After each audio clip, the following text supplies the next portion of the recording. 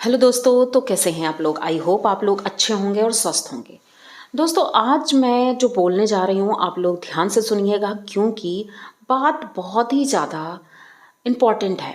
उससे पहले आप लोग चैनल को सब्सक्राइब करिए, लाइक कमेंट करिए और शेयर कर दीजिए, क्योंकि ये वीडियो बहुत ही ज़्यादा इम्पॉर्टेंट है। आकांक्षा ने अपने वीडियोस डाले, ठीक है, और उसके बाद हमारे जगत भैया का रिएक्शन आ जाता है।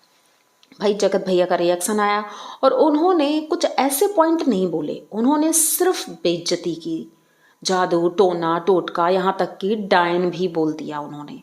बहुत कुछ ऐसा बोला जो उन्हें नहीं बोलना चाहिए था। और कहते हैं औरत की इज्जत करनी चाहिए, लेकिन शायद इन्होंने ये चीज़ सीखी नहीं। औरत की इज्जत करना इन्हें आता ही नहीं। इन्होंने अपनी सफाई में कुछ भी नहीं कहा, बस इतना ही कहा कि मैंने सबके साथ बहुत कुछ किया है, मेरी वजह से सबके चैनल चल रहे हैं, मेरी वजह से ये, मतलब सिर्फ मैंने ये सारी चीज़ें की हैं, बुरा कुछ भी नहीं। और इन्होंने उस बात पर भी रिएक्ट किया जो कि आकांक्षा ने बोला था कि इनके घर पर खाना नहीं मिला, जो कि प्रेग्नेंट लेडीज़ थी उनको खाना नहीं मिला। तो इन्होंने कहा ऐसा कुछ भी नहीं है और मुझे तो याद भी नहीं है। और रही बात शबनम को फ़ोन करने की या उनका फ़ोन रिसीव करने की, तो उन्होंने कहा मुझे याद ही नहीं। मतलब हर एक बात को इन्होंने टाल दिया, बहुत सफाई से टाला और सारा ब्लेम आकांक्षा के ऊपर डाल दिया। अब हो सकता है कि इन्हें याद ना हो, चलो ये मान लेते हैं याद ना हो, लेकिन आप इस तरह से किसी को गलत नहीं बोल सकते हो जितना कि आपने बोला। अब सारी बातें क्लियर तो हो ही गई, और सबसे बड़ी बात, जगत भैया ने पूरी तरह से सबके सामने एक्सेप्ट कर लिया, ये सारी चीज़ें स्क्रिप्टेड थी। अब जब ये एक्सेप्ट भी कर लिया है कि स्क्रिप्टेड है, क्योंकि वीडियो चलाने के लिए ये सारी चीज़ें मायने करती हैं, लेकिन उन्होंने कहा कि हमारा रिश्ता जो खराब हुआ है वो स्क्रिप्टेड नहीं है। पर हम कैसे मान लें, सारी चीज़ें तो उसी की तरफ इशारा कर रही हैं कि मनीषा इतना खुश है, और जिस तरह से दिख रहा है तो ऐसा लग रहा है कि वो भी स्क्रिप्टेड है। और भाई इनकी माता जी पे आते हैं सबसे पहले, क्योंकि इनकी माता जी जो कि हर बात में बोलती हैं, हर चीज़ बोलती हैं।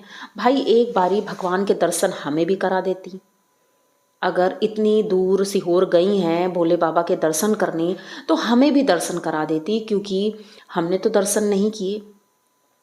एक फ़ोटो ही लगाती अपने थंबनेल पे तो पता चल जाता आप मंदिर गई थी, लेकिन ऐसा कुछ नहीं था। थंबनेल में तो भाई सचिन मनीषा ही चलने थे, क्योंकि कंटेंट है, वो कंटेंट कैसे हटा दिया जाएगा। तो व्यूज़ कमाने हैं, इसलिए ये सारी चीज़ें की गई, और बहुत ही सफाई से सारी बातें क्लियर की गई।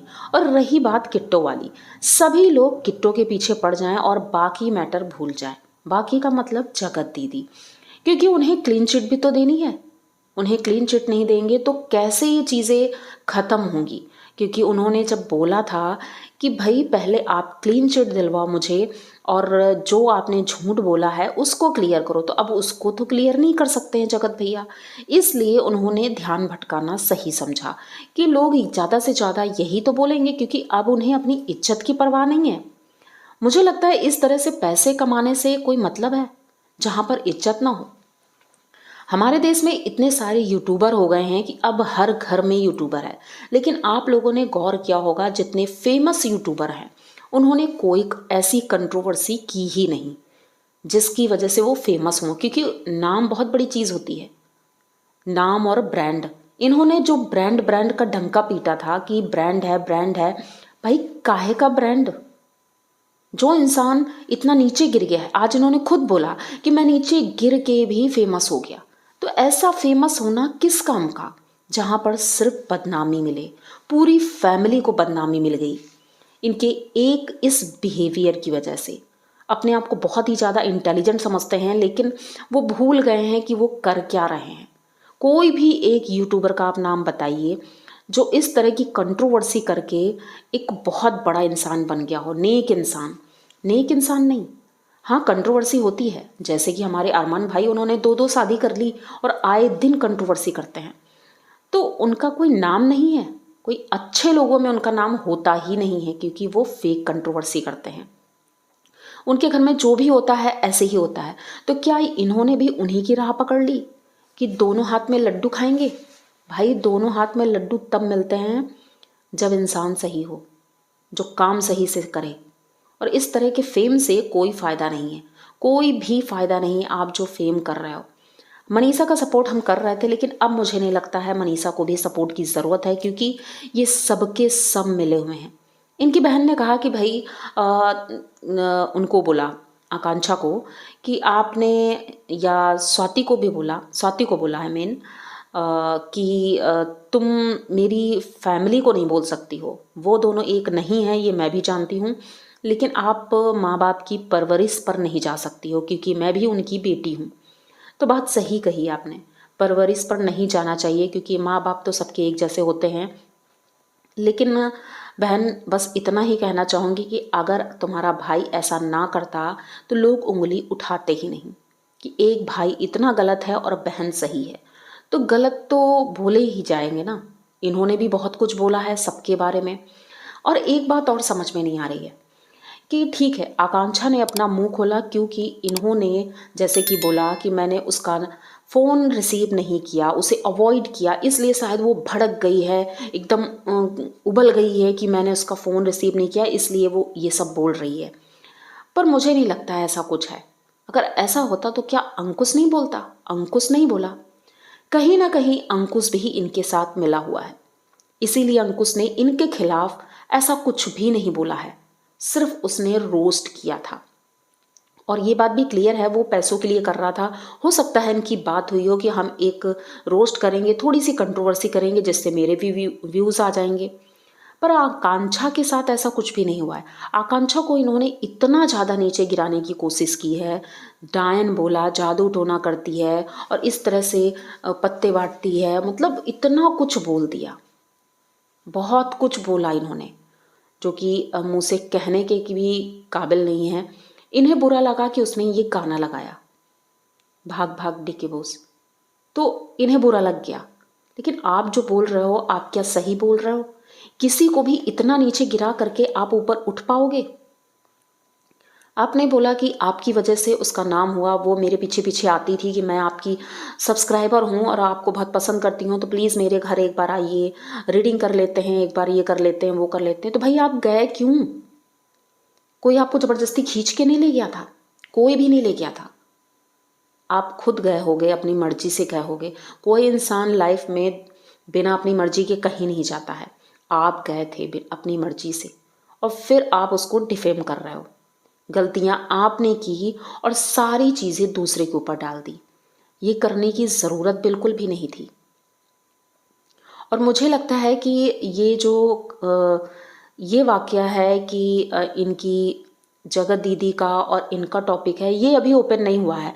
तो आकांक्षा दीदी से बस इतना ही कहना चाहेंगे कि दीदी प्लीज़ वो टॉपिक भी लेके आओ कि आखिर इनका क्या मैटर है। अगर ये सारी फेक कंट्रोवर्सी थी तो आकांक्षा आप ये बताओ कि जगत दीदी इसमें कैसे फंस गई, उनका क्या रोल है इस कंट्रोवर्सी में, इस स्क्रिप्ट में उनका कौन सा रोल है, वो क्या रोल अदा कर रही हैं? क्योंकि वो तो रो रही थी, उनके घर की बदनामी भी हुई, उन्होंने इतने व्यूज़ भी नहीं कमाए, ना डॉलर कमाए, तो फिर उनका क्या फ़ायदा था?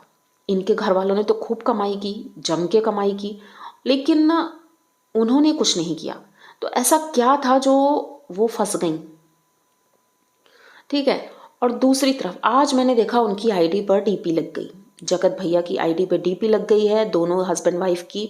मतलब कि धीरे धीरे चीज़ें क्लियर हो रही हैं और वो अब सामने आने आने वाली हैं कि भाई दोनों मिले हुए हैं, दोनों साथ में हैं। इसीलिए मनीषा को इतना दुख भी नहीं होता है और हम लोगों को सिर्फ बेवकूफ़ बनाया जा रहा था कि ये दोनों अलग हैं, दोनों ये कर रहे हैं, दोनों वो कर रहे हैं, जबकि दोनों शुरू से ही एक थे। ये चीज़ें तो अब साफ़ ही हो गई हैं और आज उन्होंने डीपी लगा करके ये चीज़ें क्लियर भी कर दी। और उन्होंने ये भी कहा कि मनीषा आकांक्षा के मुंह कभी नहीं लगेगी, मतलब कि फुल कॉन्फिडेंस में इन्होंने ये चीज़ बोल दी। भाई घटियापन की भी हद होती है, एक हद आपने पार कर दी है जो कि नहीं करनी चाहिए थी। इतना इतना गलत बोलने के बाद आप सोच रहे हो लोग आपको पसंद करते हैं?